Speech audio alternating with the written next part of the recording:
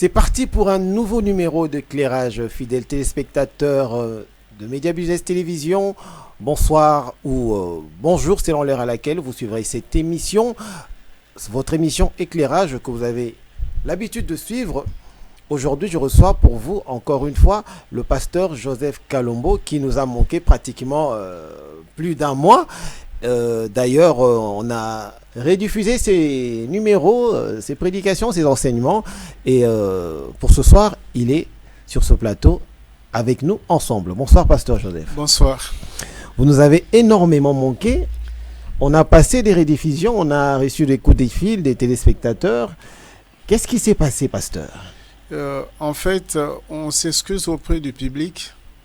La santé nous avait dérangé pendant un mois. Maintenant, nous sommes bien portants. C'est pour cela que nous sommes sur le plateau.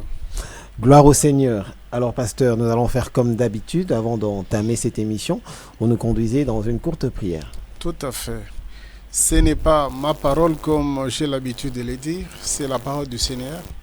Nous allons l'inviter. Nous demandons aux bien-aimés qui sont dissimulés à travers le monde de prendre la position de la prière. Nous allons prier. Mon Seigneur, c'est toi qui es au-dessus de toutes choses. La Bible déclare que les hommes ont parlé de ta part, mais poussés par l'Esprit de Dieu. Nous voulons que l'Esprit qui était sur Joseph, qui était sur Miskaël, puisse se reposer sur notre modeste personne, afin que nous puissions annoncer ta parole. Père, on s'oppose contre les forces des ténèbres qui sont dans les ondes.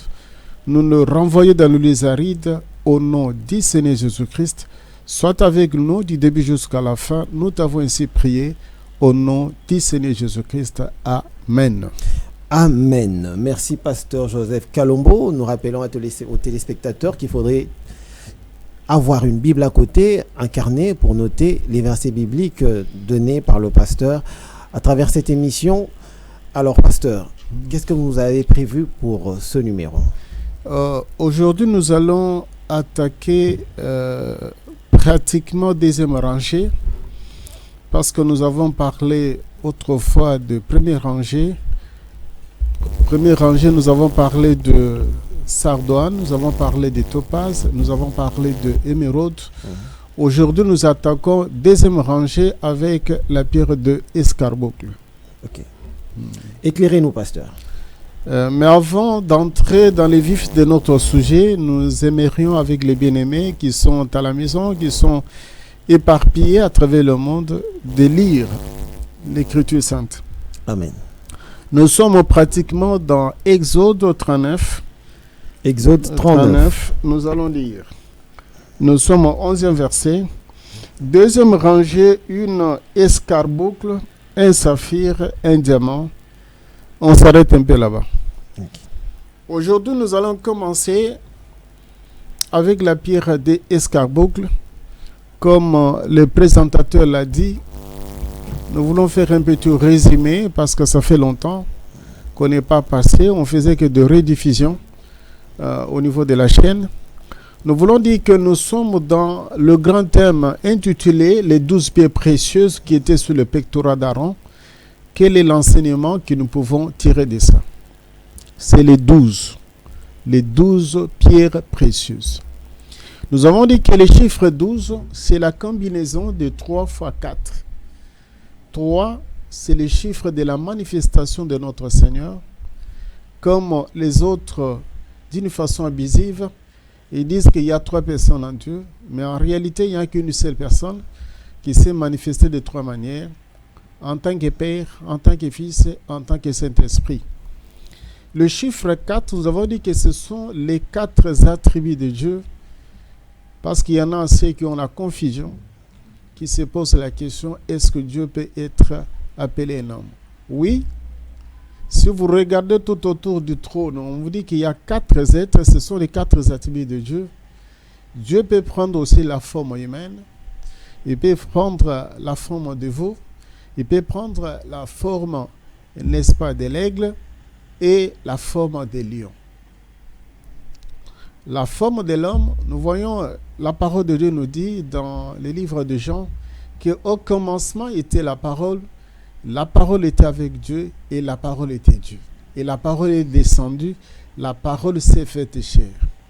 Bien-aimés, ici, nous sommes en train de vous donner le beau mets, la vraie parole. C'est-à-dire que vous pouvez lire pour que quelqu'un ne puisse pas vous embrouiller, parce que ces derniers temps, il y a beaucoup de magiciens qui s'appellent des maîtres spirituels, qui passent sur les médias pour troubler les enfants de Dieu, pour dire que non, Dieu ne peut pas revêtir la nature humaine. Mais c'est lui-même qui a créé l'homme. Il dit, faisons l'homme à notre image, à notre ressemblance. Si il a créé l'homme pour que l'homme puisse avoir la nature humaine, lui aussi, il est capable de prendre cette nature. Et nous voyons que Dieu, parmi les animaux, il prend aussi les totems. C'est pour cela que la Bible dit que lorsqu'il était venu dans le monde, il était serviteur. Il a lavé même le pied de ses disciples pour montrer qu'il est au service des hommes. Il est en train de les servir. Nous voyons, on dit qu'il est un aigle. Ça, c'est lui-même qui l'a dit dans le livre d'Exode, que Israël, j'étais porté sur mes ailes en tant qu'aigle. Bien sûr, nous savons que l'aigle symbolise ce qui est plus élevé. C'est un oiseau de proie qui vole par le milieu, qui boit le sang, qui se rajeunit. Donc, pour vous montrer qu'on dit qu'il est l'ancien des jours, il ne vieillit pas, il est le même hier, aujourd'hui et éternellement. Mais aujourd'hui, nous allons attaquer un élément très important, c'est la pierre d'escarboucle. Comme je venais de le dire, que nous avons déjà parlé sur la pierre de Sardoine, qui symbolise la rédemption. C'est l'étape première dans la vie chrétienne. Vous devez être racheté de la malédiction, vous devez être racheté des coutumes, vous devez être racheté de toutes choses mauvaises qui t'avaient embrigadé dans les âges reculés. Et on vous dit, nous devons être rachetés parce que le Christ, c'est notre aîné, notre grand frère, c'est lui notre proche parent. Nous étions des infortunés et il est venu pour nous sauver, pour nous donner la vie, pour nous racheter, n'est-ce pas, de la malédiction. Et pour cela, il faut que les sangs coulent. Nous avons parlé en long et en large. Je pense qu'il y a des émissions antérieures. Ceux qui ont besoin d'approfondir peuvent, n'est-ce pas, rediffuser. Cette émission-là sera, n'est-ce pas, édifiée. Nous avons parlé de la pierre de Topaz pour dire que c'est le jaune symbolise la gloire de Dieu.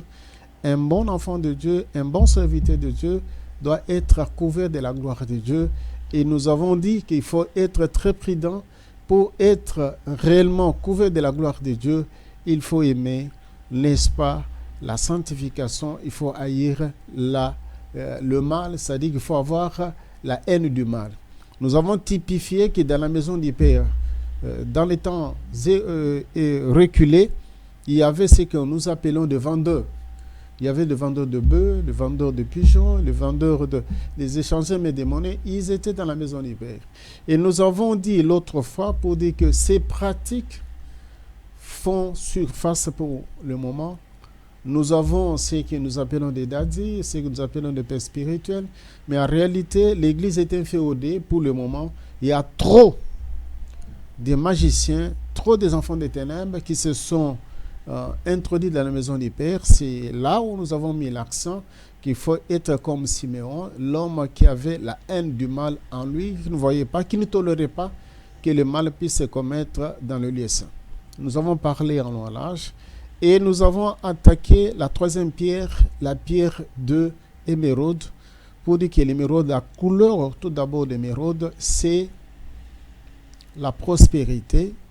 Parce que la Bible nous dit, nous devons prospérer à tous égards, comme l'état de notre âme. Nous avons dit que c'est une pierre précieuse décorée verte, pour montrer que la couleur verte symbolise, comme je venais de le dire, la prospérité.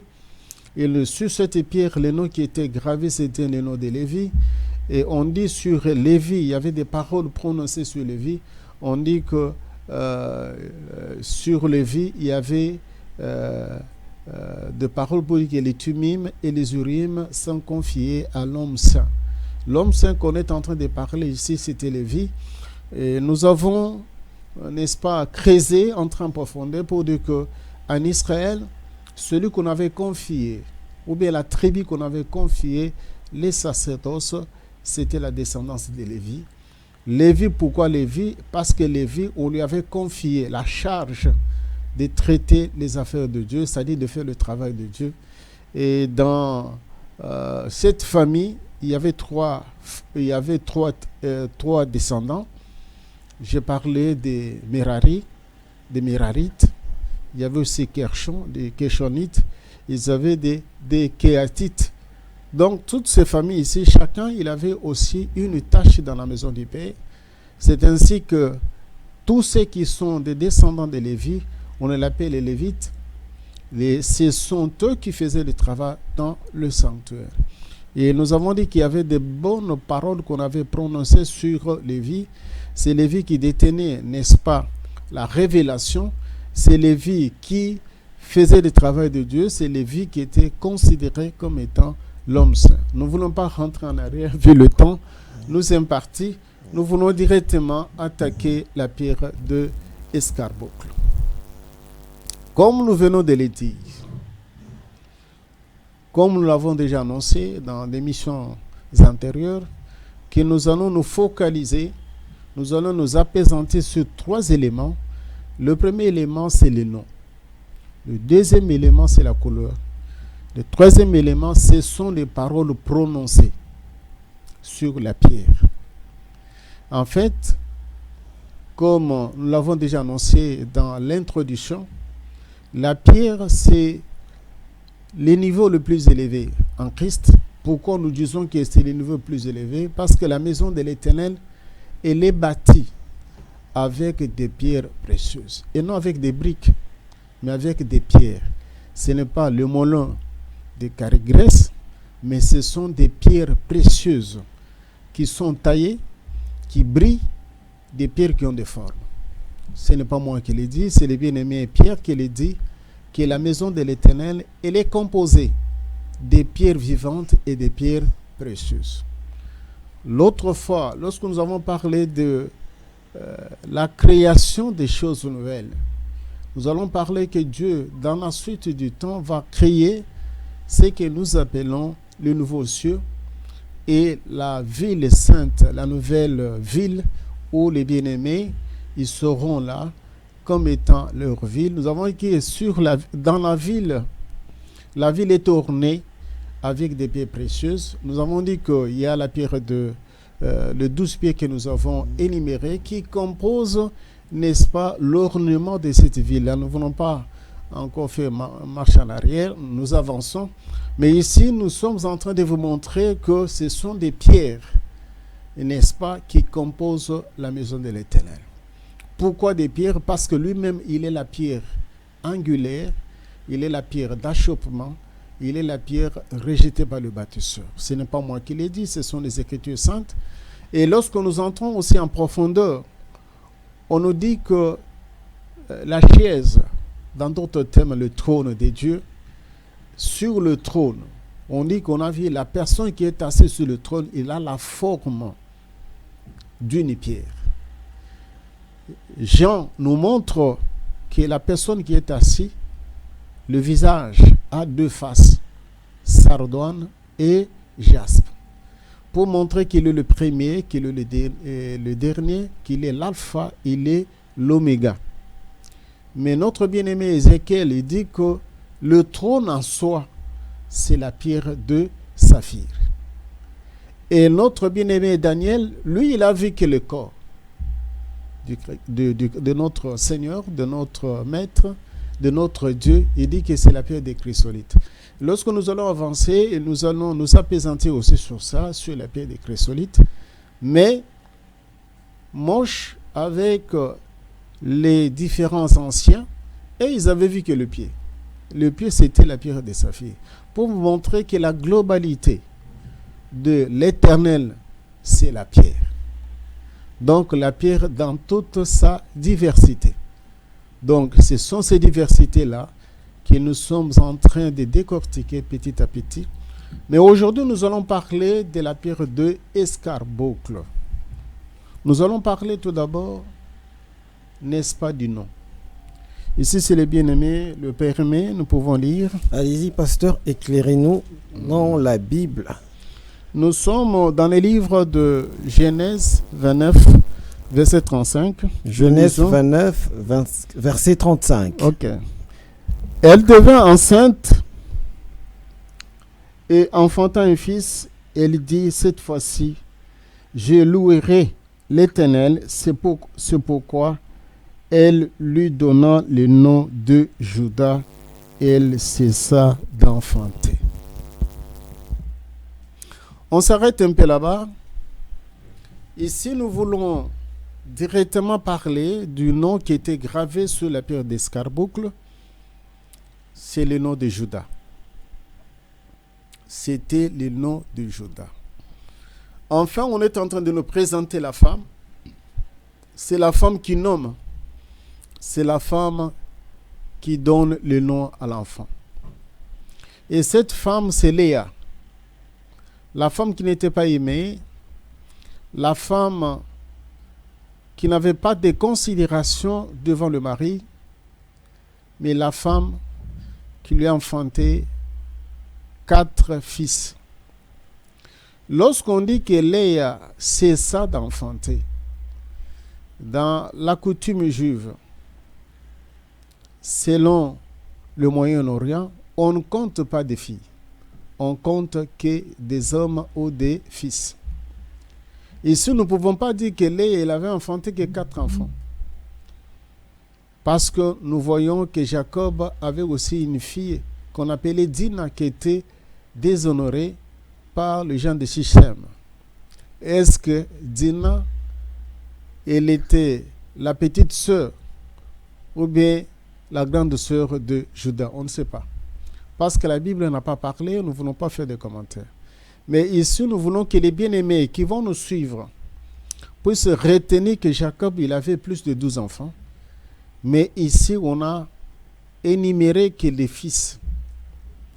Parce que selon la coutume orientale, ce sont des enfants mâles qui relèvent la famille. C'est ainsi qu'on cite nommément que des garçons. Mais ici, chez Léa, Juda, il était le dernier, selon ce que nous venons de lire ensemble. Mais la Bible nous dit que le nom de Juda signifie « je louerai ». En fait, c'est la femme qu'il est en train de parler. Lorsqu'elle enfantait le 3e fils, elle se disait à elle-même que mon mari s'attachera à moi. Nous avons parlé en long et en large. Mais lorsqu'elle enfante le 4e, il dit « je louerai l'Éternel ». En fait, il donne le nom de Juda. Juda, ça veut dire quoi? Ça veut dire les compliments, l'éloge, la louange. En fait, pour quelqu'un, pour qu'on puisse te louer, il faut poser des actes positifs dans la vie. Pour qu'on puisse te dire effectivement que vous êtes un chrétien, vous êtes un enfant de Dieu, c'est lorsqu'on va voir réellement les actes que vous allez poser, les gens vont se dire que non, cet homme, c'est un homme de Dieu. C'est en ce moment qu'on va citer les éloges. Même les noms des pasteurs, même les noms d'évangélistes. Vous pouvez vous dire que je suis évangéliste, je suis pasteur. Mais par les actes que vous êtes en train de poser, les gens ne peuvent pas te louer. Il n'y aura pas de compliments. Au contraire, c'est les mépris. Au contraire, on va t'injurier, on va dire beaucoup de choses. J'ai croisé un homme qui voulait se bagarrer avec une autre personne. Mais en fait, lorsque j'étais à côté, on lui dit que non, cet homme, c'est un pasteur. Il dit, oui, moi aussi, je suis pasteur. Mais il voulait se bagarrer. J'ai commencé à les conscientiser, à dire que non, ce que vous êtes en train de faire, en fait, vous dites que vous êtes pasteur. Mais personne ne peut accepter que réellement tu es pasteur. Parce que tu es brutal, tu n'as pas la maîtrise de soi. Donc, c'est pour vous montrer que pour qu'on puisse vous jeter des éloges, des compliments bien-aimés, nous devons nous discipliner. Je prends seulement un tel cas-là que j'ai illustré, la maîtrise de soi. C'est là où les chrétiens sont en train de faucher. C'est là où on est en train d'injurier même les enfants de Dieu.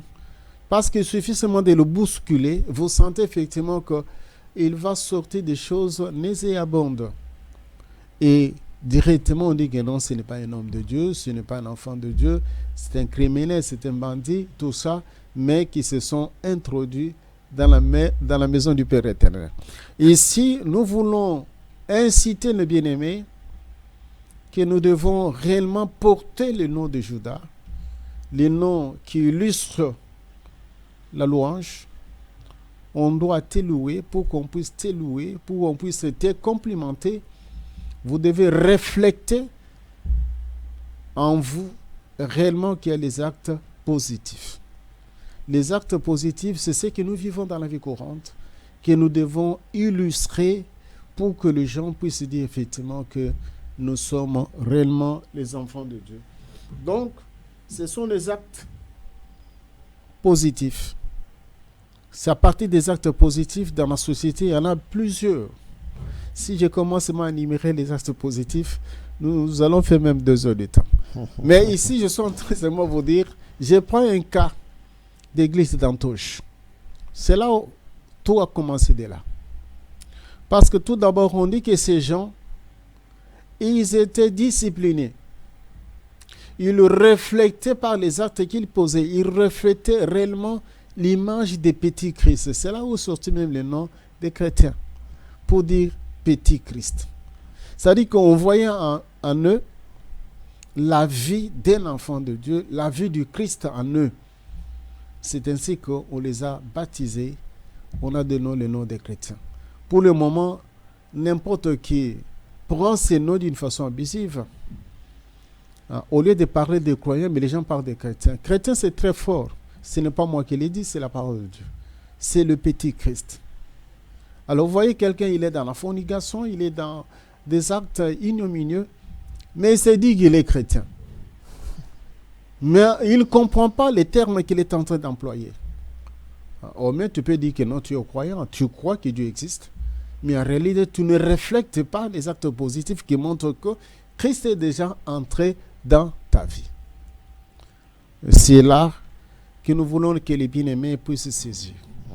Nos enseignements, tout ce que nous sommes en train de donner, c'est pour te façonner, pour que tu puisses être une pierre taillée, une pierre qui a une forme et une pierre qui brille. Ce n'est pas moi qui l'ai dit, c'est la parole de Dieu. La parole de Dieu nous dit ceci, que nous devons briller comme les étoiles du ciel sur la terre. Parce qu'il est dit que un enfant de Dieu, c'est la lumière du monde. C'est pour ça qu'on dit que lorsqu'ils seront enlevés, ils ne seront plus sur la terre. C'est en ce moment-là que tout va s'arrêter.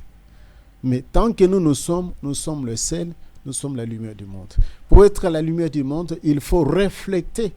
Parce que ces pierres que nous sommes en train de dire, ce sont les pierres qui brillent et qui reflètent, n'est-ce pas, la lumière. Je voulais maintenant parler, n'est-ce pas, de couleur de escarboucle. Je voulais que les bien-aimés puissent nous permettre. Allez-y, pasteur, vous êtes là pour nous éclairer dans cette émission. Nous voulons que les bien-aimés le sachent, mais nous voulons lire un peu. On se projette directement dans Ésaïe. Livre d'Ésaïe. Ésaïe. Vous pouvez lire avec nous à la maison. Nous sommes dans le livre d'Ésaïe 63. Ésaïe 63. Je lis pour gagner un peu de temps. Ésaïe 63.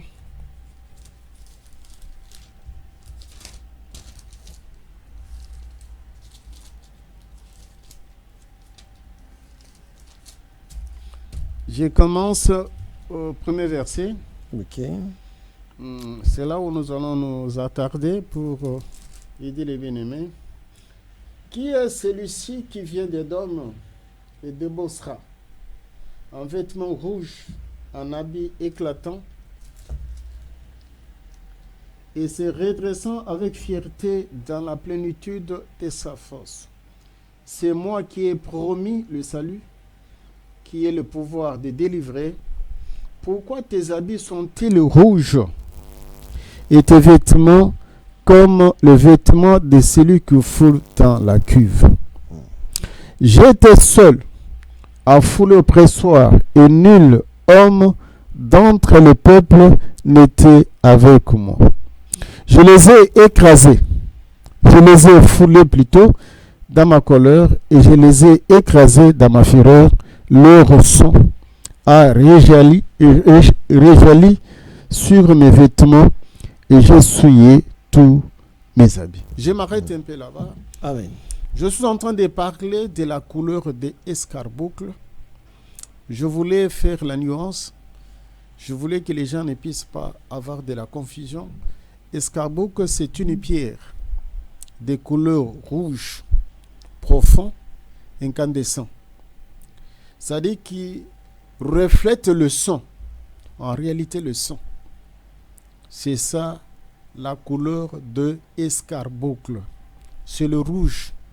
Mais le rouge qui est profond, qui est très brillant, si on peut s'exprimer de cette manière-là, qui est un peu brillant, qui symbolise la vengeance.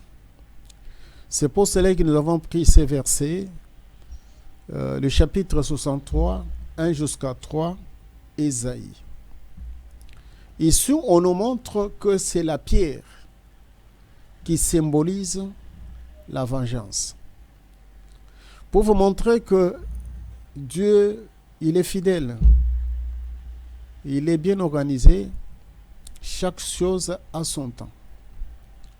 Ici, on est en train de parler de la vengeance.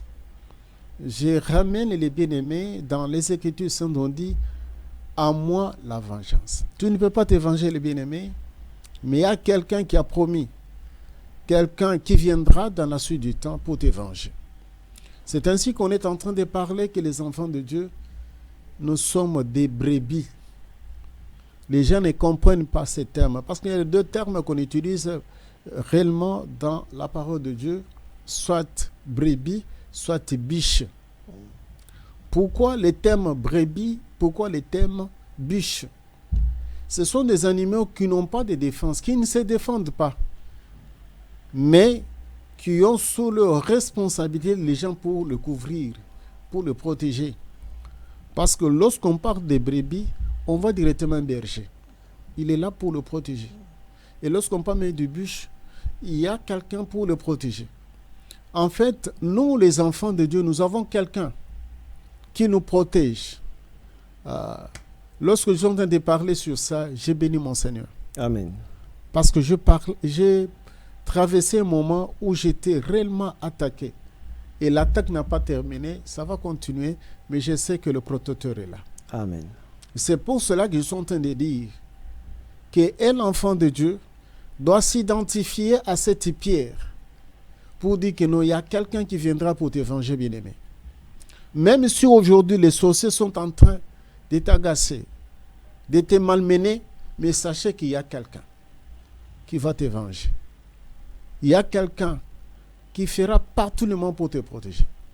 C'est ainsi que les enfants d'Israël, physiquement, Dieu est pour eux. J'ai parlé à d'autres personnes, me disent non, pasteur, vous êtes en train d'exagérer. Non, c'est ce que je suis en train de lire dans l'Écriture. Je n'enseigne rien en dehors des Écritures saintes. Dans les Écritures saintes, on dit que le salut vient des Juifs. Celui qui aime, celui qui bénit Israël sera béni, celui qui maudit Israël sera aussi maudit.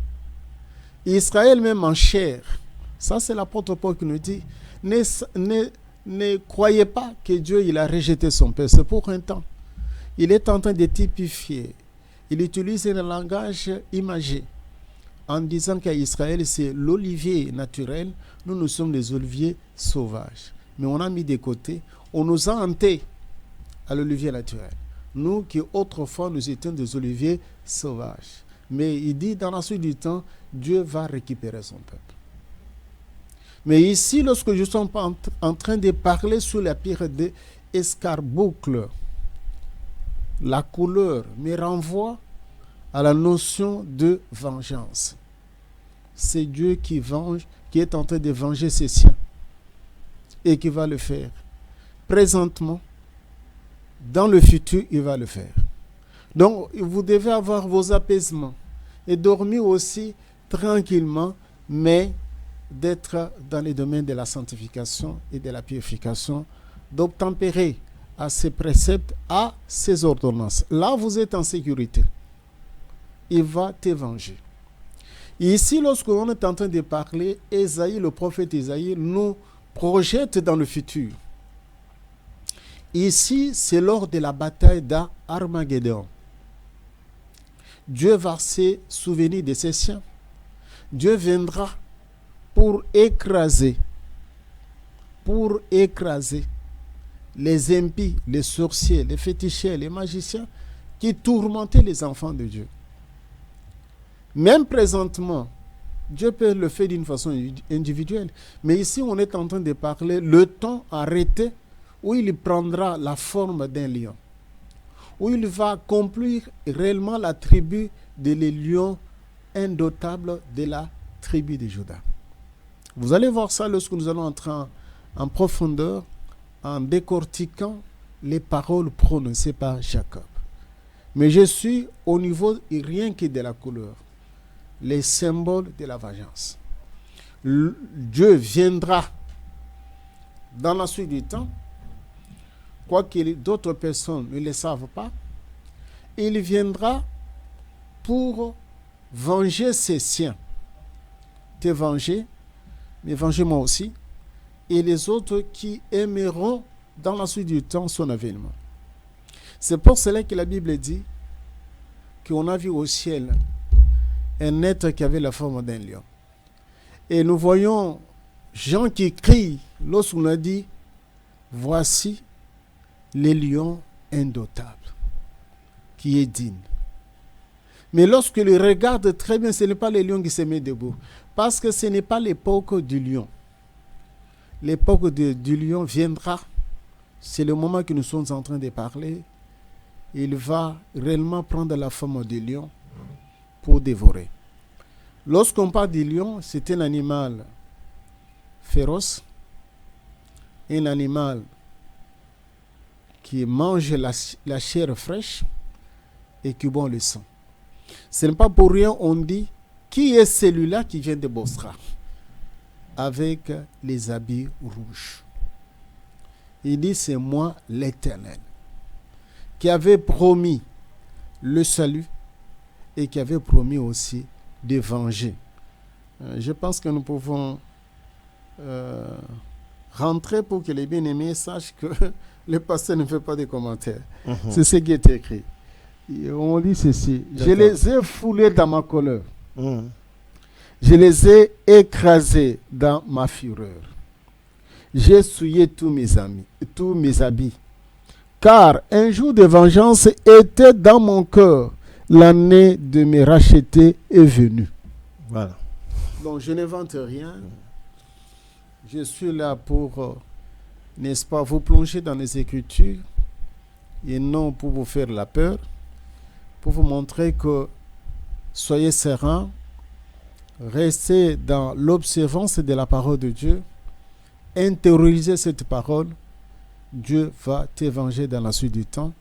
Même présentement, Dieu le fait. Parce que tu n'es pas quelqu'un qui a les yeux ouverts pour voir ce que Dieu fait chaque nuit pour toi. Moi, lorsque le Seigneur m'avait ouvert les yeux puis me montrer comment il est en train de combattre pour moi, comment il est en train de gousiller les sorciers, les féticheurs, tous ceux qui croyaient que j'allais mourir, que j'allais laisser la peau, mais le Seigneur me dit, voilà, toi, tu es là parce que tu fais mon travail, parce que nous avons encore une mission, tu dois encore prêcher la parole de Dieu. Donc c'est pour cela qu'ils sont en train de te dire, et non en philosophant, non, je suis en train de dire des choses vraies. Et c'est-à-dire que Dieu, il est là pour ses siens, pour le venger, chaque nuit, chaque jour, et il viendra dans la suite du temps, en tant que lion, pour écraser nos ennemis. C'est en ce moment-là que tous ces habits seront rouges. Il va sceller les habits. Je pense dans des émissions antérieures, nous avons parlé en long et en large sur le vêtement. Pour dire que le vêtement dégage tout d'abord l'odeur de l'homme. Le vêtement, c'est toi-même. Et nous avons donné des différentes sortes des habits. Chaque couleur symbolise quelque chose. Je pense que nous avons parlé de la couleur blanche parce que c'est ce qui est écrit dans la parole de Dieu, que celui qui vaincra, je le donnerai, il sera revêtu des habits blancs. Et nous avons montré que les habits blancs, le fer lin, symbolisent, n'est-ce pas, les œuvres justes des saints. C'est-à-dire que tu seras avec lui dans le paradis, dans son royaume, dans sa félicité, vous serez ensemble avec les trèves. Et nous avons autrefois parlé aussi des habits rouges. Les habits rouges, ici, nous sommes en train de parler du Seigneur lui-même, qui va porter aussi, qui va salir ses habits. Et lorsqu'il salit, ça dit qu'il y a une appellation, il y a un code. Ici, on dit ce sont les habits de vengeance, il va se salir. Il va venger ses siens, d'où ces habits seront des habits rouges.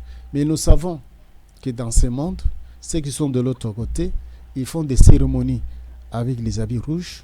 Lorsque quelqu'un il est revêtu des habits rouges, on sait que c'est un meurtrier, on sait que c'est un assassin, parce que ce qu'il fait, c'est pour se salir seulement les habits. Les habits ici que nous sommes en train de parler, autre manière, autre façon de le comprendre, ce sont les œuvres. Donc il y en a plusieurs œuvres.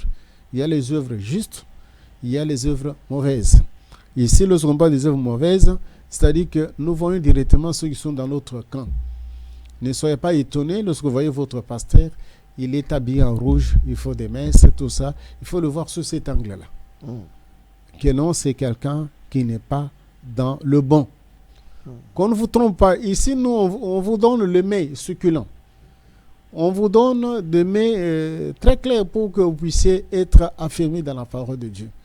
Lorsque vous voyez quelqu'un porter les habits mauves, ça signifie qu'il est de la race, n'est-ce pas, des princes, la race royale.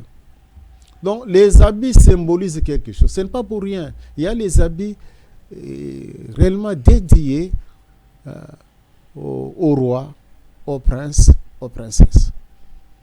Il y a aussi les habits qui symbolisent aussi les malheurs. Je donne l'exemple des habits noirs. Si quelqu'un le porte, on sait qu'il est dans un état de détresse. Il est en train de passer un mauvais moment.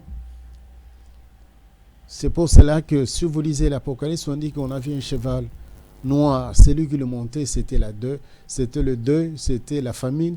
Et il allait pour accomplir ça. Nous avons parlé ça en long et en large lorsque nous avons parlé de l'agneau qui a 7 cornes, qui a 7 yeux, qui va se mettre debout dans la suite du temps, qui va commencer à briser les sceaux. Et je ferme la parenthèse parce que c'est une autre matière que nous avons parlé en long et en large. Nous voulons entrer dans le troisième élément, mais nous voulons lire. Nous demandons aux bien-aimés de nous autoriser de lire. Nous sommes dans le livre de Genèse 49. Genèse 49. Nous allons lire.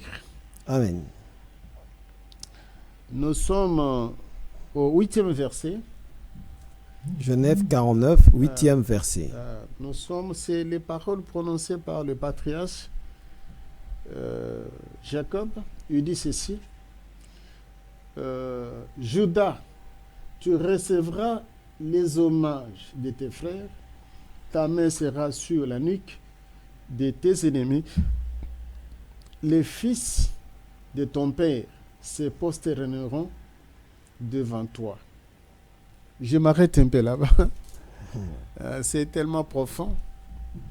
Bien-aimé, en tant qu'un enfant de Dieu, ça doit s'accomplir dans votre vie. Ce n'est pas moi qui l'ai dit, c'est la parole de Dieu. Et un enfant de Dieu, il va toujours recevoir ce que nous appelons éloge bien compliment de ses frères.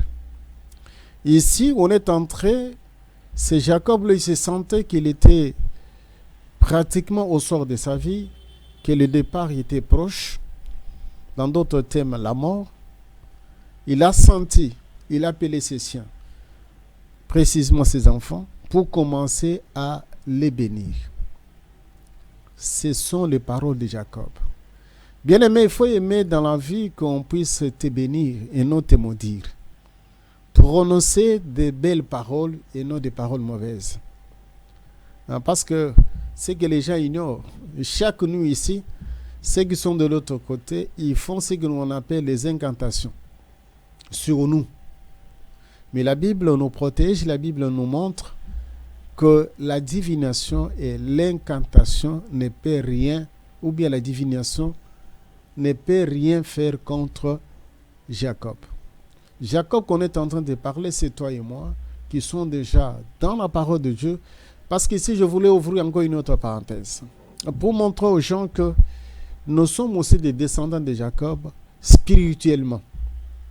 Parce que nous sommes greffés à le levier qui est naturel, à l'arbre. Les racines, c'est Abraham, et la tige, c'est le Christ. Nous sommes les branches et nous sommes les membres. Et ici, on dit, il va recevoir les hommages de ses frères. Mais en réalité, si vous scrutez les Écritures saintes, Judas, physiquement comme ça, il n'avait pas eu des hommages. Mais c'était la descendance physique de Judas qui ont eu les hommages, les honneurs. Pourquoi? Parce qu'en Judas, il y a eu le roi David. Il était le roi le plus aimé, qui a dirigé très bien. Parce que ce n'est pas moi qui l'ai dit, dire que non, il a dirigé. C'est le Seigneur lui-même qui fait aussi l'éloge. Sur David dit que c'est l'homme selon mon cœur. Pour montrer que même il y a eu des bavures, mais il était dans le cœur de Dieu. Il était bercé par les Très-Hauts. Et la descendance même de David, nous avons eu le roi Salomon. L'homme que Dieu a baptisé et qui lui avait donné la sagesse suprême. Pour montrer que la descendance physique de Judas avait reçu les honneurs. Mais lui-même, le Judas, n'avait pas eu les hommages de ses frères. Parce que Judas, il était parti prendre une femme de la contrée de Canaan. C'était contraire à la pensée de Jacob. Mais il avait fait. Mais la descendance de Judas, pour montrer que les paroles prononcées a des effets. Ici, pour montrer aux gens la prophétie, même si on te dit que tu seras grand, ce n'est pas demain, ce n'est pas le lendemain, ça peut être dans un futur lointain. Donc, pour vous montrer que les paroles ont une force de loi dans nos vies et surtout des bénédictions. Je descends encore, je lis encore. On achemine sûrement vers la fin. Essayez d'accélérer, pasteur. Non, nous voulons que les bien-aimés puissent savoir. Si le temps fait défaut, nous allons y revenir prochainement. D'accord. Ce n'est pas un problème. Mais je voulais lire seulement le verset 9. Allez-y, pasteur. On dit ceci: sur Judas, c'est un jeune lion. Tu reviens du carnage, mon fils. Tu ploies les genoux. Il se couche comme un lion, comme une lionne qui le fera lever. Le spectre ne s'éloignera point de Judas, ni le bâton souverain d'entre ses pieds, jusqu'à ce que vienne le Shiloh, que le peuple lui obéisse. Je m'arrête là-bas, vu le temps. Mais je voulais seulement expliquer aux bien-aimés. Allez-y, pasteur, il nous reste 10 minutes. On dit que Judas, c'est un jeune lion. Ce n'est pas en vain que le Christ s'appelle lui-même qu'il est le lion indomptable de la tribu de Judas, parce qu'il est descendant de la tribu de Judas. Donc cette tribu, c'est la tribu où le Christ, où l'Éternel lui-même, il avait déjà confié ce qu'on appelle la royauté. Parce que si vous remarquez très bien, vous allez voir physiquement, dans Judas, était sorti du roi. J'ai cité le roi David, j'ai cité le roi Salomon, qui ont laissé les empreintes. Parce que bientôt là, on va construire le 3e temple. On a déjà encerclé le mosquée Alaska qu'on va détruire pour commencer à construire le 3e temple. Pour vous montrer qu'ils sont dans la lignée. Et ils sont en train d'attendre le Messie qui viendra. Lorsqu'on parle les spectres, c'est-à-dire le bâton de commandement, le pouvoir de diriger, le pouvoir de commander, était confié à cette tribu. Physiquement, dans cette tribu, on a eu des rois. Spirituellement aussi, Christ, il est le descendant de la tribu de Juda. En fait, ici, qu'est-ce qu'on voulait nous montrer? Qu'est-ce que nous pouvons retenir, nous, en tant que des nations, nous, en tant que des chrétiens qui sont en train de suivre Jésus-Christ? Spirituellement, nous sommes aussi des lions, des lionceaux, des petits d'un véritable lion. C'est-à-dire, pour vous dire quoi? Si vous arrivez à la maturité, vous vous élevez à cette statue de la pierre d'escarboucle, parce que les lions, on le sent, on ne le voit pas. Tous les animaux peuvent sentir l'odeur et fuir seulement, sans voir les lions. Les lions, il n'est pas gros plus que l'éléphant, mais l'éléphant craint les lions. Pourquoi? Parce que les lions symbolisent un chef. Ici, je renvoie le bien-aimé parce que moi, j'ai l'habitude de suivre des documentaires. Si vous voyez comment les lions se comportent dans la brousse, vous voyez effectivement, ce n'est pas en vain qu'on a pris le totem des lions. Les lions, ils vivent en famille. Et en famille, chacun respecte le rang de l'autre. Vous allez voir qu'en famille, il y a un chef. Même s'ils sont au nombre de 5 ou bien de 6, il y a un chef et les autres doivent se soumettre. Et lorsqu'on dit que les lions et le chef, c'est la femme qui chasse. Et lorsqu'il chasse, il vient avec, n'est-ce pas, la proie. Il donne tout d'abord au mari. C'est le mari qui mange. Après avoir mangé, il va laisser maintenant à la lionne et au petit. Ce qui est rare même pour nous les hommes, n'est-ce pas, de reconnaître que c'est l'homme qui est le chef de la femme dans des foyers. Nous avons étudié, il y a de l'embrouillement. Vous voyez la femme qui veut que son mari puisse commencer à laver les habits, à préparer la nourriture, parce qu'elle a étudié, parce qu'elle a un diplôme. Mais les animaux se respectent parce qu'en eux, ils ont l'instinct et en eux, Dieu a mis l'ordre. C'est pour cela que la Bible nous dit, nous devons nous aussi refléter que nous sommes de la famille royale. On doit nous craindre. En tant qu'enfant de Dieu, il faut dégager l'odeur d'une lionne, il faut dégager l'odeur d'un lion pour que les gens puissent, n'est-ce pas, te respecter. Les lions, c'est lui qui attaque et les autres n'attaquent pas les lions. Tu ne verras jamais gazelle dans la brousse venir attaquer. Au moins si les lions l'ont attaqué. Mais la gazelle, fourmentée aussi, rester dire non, je vais attaquer les lions. Non, non, ça ne peut pas se faire. Donc pour vous montrer que nous sommes des enfants de Dieu, nous devons refléter l'odeur des petits lions, des lionceaux, pour que ceux qui sont de l'autre côté puissent quand même nous respecter.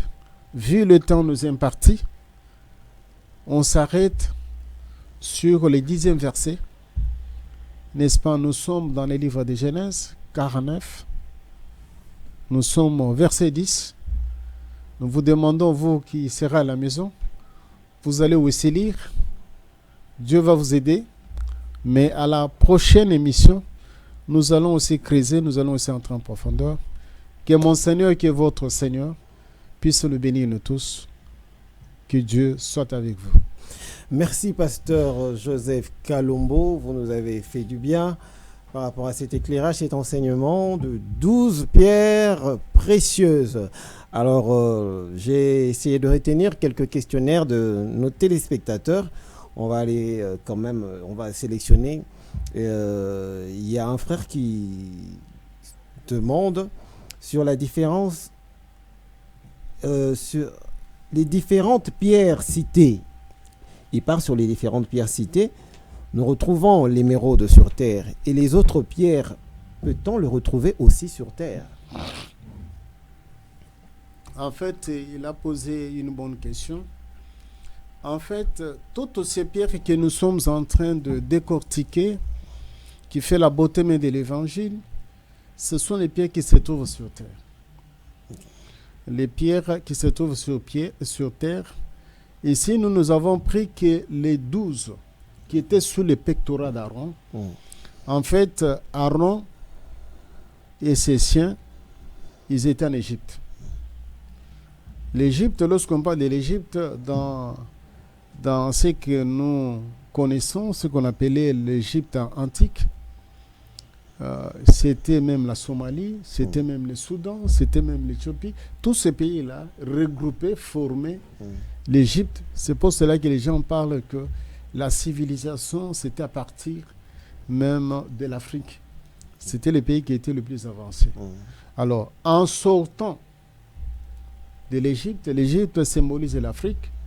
Pour aller vers Canaan, ils avaient de richesses dans leur gibecière. Ok. Ces richesses, il y avait de l'or, il y avait des bijoux, il y avait aussi des pierres précieuses. Il y avait ces pierres précieuses, ce sont les pierres qu'on peut retrouver ici dans l'ouvrage, pour tranquilliser notre ami qui a posé la question. Dans l'ouvrage que nous avons rédigé, c'est un enseignement qui est déjà écrit, que bientôt là, nous allons présenter ça au public. Nous avons fait aussi des recherches pour notre pays. Je suis en train de vous parler à partir de la République démocratique du Congo. Chez nous, nous regorgeons les 12 pierres précieuses. Je prends la pierre des diamants. C'est toute la province de la République démocratique du Congo, il y a les diamants. Wow. Y compris la ville de Kinshasa. Ah bon? Dans la ville de Kinshasa, il y a les diamants au niveau de Njili Brasserie. Il y a les diamants au niveau de Kingapio. Au-delà de l'université de Kinshasa, vous descendez vers le domaine de Talangai. J'ai trouvé des enfants en train d'extraire les diamants. Wow. Donc, ici, je donne seulement un exemple. C'est dans toutes les provinces. Je prends la province du Katanga, ex-Katanga en général. Pour le moment, je ne sais pas situer. Il y a ce qu'on appelle le parc de Kundelung. Celui qui connaît très bien le Katanga, avant qu'on puisse éclater, il y a le Laba, le Haut-Katanga, il y a le Mami, il y a le Kailemi, tout ça. Mais là où se trouve le parc Kundelungu, dans la province ex-Katanga, il y a de l'émeraude. Wow. L'émeraude tend vers même la frontière de la Zambie. Il y a l'émeraude. Donc, l'émeraude, parce que le Katanga a la frontière avec la Zambie. Exactement. L'émeraude, parmi les pays africains, il y a la RDC qui n'exploite pas d'une façon industrielle, mais d'une façon camouflée. Il y a l'émeraude. Mais la Zambie exploite ça d'une façon industrielle. Ok. Mais nous avons aussi une grande quantité. On dit que ce sont, dans le temps, c'était Mobutu avec les autres qui avaient légué ça aux étrangers. Ce sont les étrangers qui exploitaient. Okay. Alors, les gens qui connaissent là où on peut vendre l'émeraude, ils sont devenus riches. Parce que les gens ne connaissent pas la valeur de l'émeraude. C'est à peine où les gens connaissent maintenant la valeur du diamant. Le Katanga regorge aussi la pierre de topaz. Le Katanga, il a la pierre de Sardouane. Au Katanga, il y a les diamants, il y a l'émeraude, il y a les topazes, il y a quelle pierre encore? Il y en a au moins 4 au Katanga. Vous prenez la province orientale, vous allez trouver aussi d'autres pierres précieuses, onyx, vous allez trouver les jaspes, vous allez trouver même des chrysolites. Je prends la province de Kassai centrale, vers Njokopunda, vers... il y a le terme là qui m'échappe. C'est presque, vous allez trouver toutes ces pierres-là. Mais les gens qui ne connaissent pas la valeur de ces pierres, qui ne savent pas où ils peuvent aller, n'est-ce pas, vendre ces pierres-là. Je te donne un cas. Vous savez que même au Kassai, il y a ce qu'on appelle le coltan, qu'on est en train de tuer les gens à l'Est. En grande quantité. Ah bon? Mais les gens ne savent pas où il faut aller vendre ça. Récemment, on a... Oh oui, c'est avéré. Récemment, on a découvert, c'est passé à la télé, au Bas-Congo. Wow. Le Bas-Congo regorge réellement des cuivrés, des cassitériques et le coltan.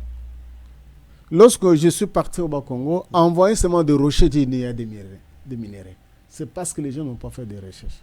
Donc, en bref, je voulais dire seulement que la République démocratique du Congo, nous avons tous ces 12 pierres précieuses. Ok. Mais il y en a plusieurs. Voilà. Okay. Parce qu'on nous parle beaucoup plus de cobalt, zinc, tout ça. C'est un pays béni. Voilà, alors qu'on a tout ça. Il y a une dame qui pose la question, vous avez défini le nom Judas, qui veut dire éloge. Louange. Éloge, louange, voilà. Et il veut savoir quelle nuance ou quelle différence y a-t-il entre Judas et judaïsme. En fait, je voulais éclairer notre bien-aimé. Judas, c'est le fils de Jacob. En fait, si nous suivons la lignée, c'est le 4e fils. Ok. Et comme on avait prononcé beaucoup de choses sur Judas, et Judas, en quelque sorte, comme on avait dit que les spectres ne seront pas de Judas, Israël a été symbolisé rien que par Judas. C'est pour on parle des Juifs. On parle des Juifs. Tout ce qui est sacerdoce, au lieu de parler de Lévi, on a lié ça directement à Judas. On a lié ça à Judas. Donc la nation israélite a été d'une façon abusive appelée la nation juive. Ok. Mais en réalité, on parle que des Israélites. Okay. Donc on a élevé un seul fils. Pourquoi? Parce qu'en lui, il y a eu le roi Salomon, en lui, il y a eu le roi David, qui était un roi qui était prépondérant par rapport aux autres, qui avait même de l'influence que le Seigneur avait aimé plus que les autres rois. Et cette empreinte-là est restée parce qu'il dit que tu ne seras pas orphelin. Je vais élever quelqu'un après toi. C'était le Messie. Parce que le Messie est sorti de Juda. Exactement. Ah, voilà. Mais en réalité, le judaïsme, lorsqu'on parle de judaïsme, ça veut dire qu'on fait allusion aux choses spirituelles. Les gens qui se sont cramponnés sur ce que Moïse a légué. Moïse, qu'est-ce qu'il a légué? Il a légué ce qu'on appelle les Torah. Les Torah, c'est quoi? C'est les 5 livres de Moïse. Donc pour eux, ils considèrent que les livres de Moïse et non les apôtres et les autres personnes. Donc ils se fient rien que à Moche, tout ce que Moïse avait laissé. Mais les malins aussi est introduit dans le judaïsme. Dans le judaïsme. C'est là où nous parlons de Kabbalah. Justement. Alors, en fait, ils font miroiter aux gens qu'ils sont en train de suivre le judaïsme. Mais en réalité, il y a la déviation qui s'est déjà introduite sans que les gens le sachent. Est-ce que le judaïsme regorge le christianisme? Non. Le judaïsme ne regorge pas le christianisme. Le christianisme, c'est quoi? C'est suivre les enseignements de Christ et des gens qu'il avait légués, c'est-à-dire les apôtres, et se référer aussi sur d'autres personnes qui ont parlé rien que de Christ. Et le judaïsme, c'est le judaïsme, les gens nient l'existence de Christ et ils attendent la venue de Christ. Et il n'est pas encore venu. C'est là où il y a la contradiction. C'est pourquoi je vous dis qu'ils sont en train de faire très attention. C'est pourquoi je suis en train de dire que non, il y a le mélange. Exactement. Il y a un désordre total parce que les gens ne comprennent pas très bien la parole de Dieu. Parce qu'il y a ceux-là qui disent que Jésus-Christ, il est sorti de la tribu de Juda, il est de la tribu de Juda. Effectivement. Et le judaïsme, c'est sous forme d'une coutume, et puis voilà. Non, ici je voulais corriger. Les gens, c'est parce que il y a un désordre. Ce n'est pas un désordre, mais c'est l'ennemi qui est en train de faire pour que les gens ne comprennent pas très bien la parole. La Bible que nous détenons, il y a 2 parties.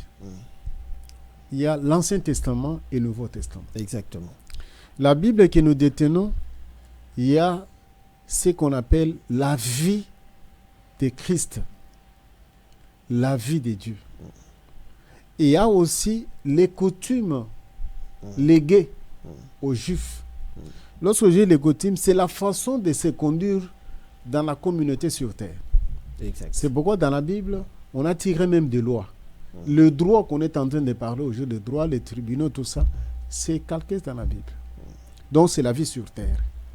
La vie sur terre, on te dira, on dit à un juif, s'il a un frère, que ce frère-là meurt sans procréer. Il ne faut pas chasser cette femme, il faut la prendre pour relever le nom du défunt. Aujourd'hui, si tu le fais, vous êtes en déphasage. Exactement. Mais les Juifs, ils le font, ils disent non, c'est pour ne pas perdre le nom de notre frère. Et là, les enfants qui vont naître de cette union-là, on ne va pas appeler les enfants de Mukendi, mais on va appeler les enfants de Kalonji. Kalonji, c'est qui? C'est le propriétaire de la femme qui est décédée. C'est écrit dans la parole de Dieu. Wow. Alors, si les gens se cramponnent sur cette coutume-là, vous voyez nos amis qui sont en train de parler, les branhamistes, sur la polygamie, tout ça, et ils sont rabattent sur ça. Ah bon? Voilà. Et on dit aux Juifs vie chrétiens, on dit que tu dois faire des installations hygiéniques. Donc, le mot WC, c'est légué par l'Éternel. Il dit, je passerai, que je ne trouve pas de matière des excréments parmi vous. Il faut faire des trous pour, n'est-ce pas, couvrir ça. Donc, on leur montre comment ils doivent vivre en société. Ça n'a rien à voir avec le divin. Vraiment. Alors, il y a les parties divines, il y a les parties physiques, mais qui réglementent la situation dont les gens doivent vivre. Ça se trouve dans la parole de Dieu. Mais ça n'a rien avec le divin. Ah, ça, il faudrait revenir pour éclairer les ça fidèles. Ça n'a rien à voir avec le divin. Alors, si quelqu'un se cramponne sur ça, parce qu'il faut, dans la Bible ici, il faut voir ce qui édifie, ce qui est divin. Et ce qui n'est pas divin, c'est pour la réglementation. Ok. Voilà. Vraiment, pasteur, il y a des questions, mais nous sommes arrivés pratiquement à la fin de cette émission. On va reprendre certains questionnaires à l'émission qu'on aura à faire prochainement. Alors, nous sommes arrivés pratiquement à la fin. Pasteur, il y a un programme pour l'Église? Je viens de reprendre. Au sein de l'Église, j'ai un enfant qui est en train de prêcher. Je pense peut-être vers le 15. Je peux clôturer ces thèmes ici, au sein de l'Église. Parce qu'il me restait au moins 2 pierres pour clôturer. Ah, on peut dire aux fidèles qui nous suivent à la télé, ils peuvent rejoindre l'église pour en savoir plus. Oui, sur ça. Et lorsque nous avons terminé, le Seigneur va nous inspirer encore pour voir quel niveau les enfants de Dieu doivent atteindre pour leur donner encore un autre mais. Et si vous pouvez rappeler l'adresse de l'église pour ceux-là qui voudront bien. Nous sommes sur l'avenue Lundula 184. Nous sommes dans la commune de Bumbo, tout près de l'avenue Lando, où on appelle communément Matapoyo. Il y a un monsieur qui est reconnu réellement, qui est un réparateur en matière de véhicules, qui importe aussi des pièces de rechange pour les véhicules. C'est lui qui est réellement réputé dans cet endroit-là. S'il demande, pratiquement on peut le montrer, là se trouve l'église. Ok, et puis vous pouvez retrouver le pasteur sur la chaîne YouTube. Ok, je suis YouTube, La Parole Pure TV. Et s'ils cliquent sur ça, ils auront l'aimé au grand complet.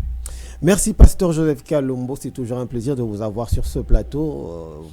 Vous nous éclairez tellement que ça nous fait du bien. Alors, c'en est fini pour ce numéro. Fidèles téléspectateurs, restez branchés sur cette chaîne et on se retrouve au prochain numéro. Au revoir. Ok, merci.